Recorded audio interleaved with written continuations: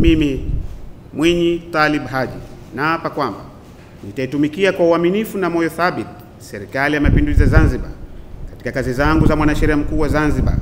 na nitaihami vyema kisheria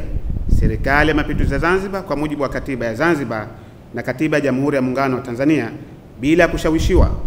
hofu, upendeleo au chuki, na kuomba Mwenyezi Mungu unisaidie. Mimi Mwinyi Talib Haji naapa kwamba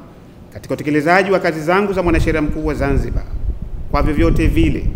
sitatoa siri ambazo nitazijua katika kazi zangu, isipokuwa katika kutimiza wajibu wa kazi hizo au kwa idhini ya Rais wa Zanzibar na mwenyekiti wa Baraza la Mapinduzi, na kuomba Mwenyezi Mungu unisaidie.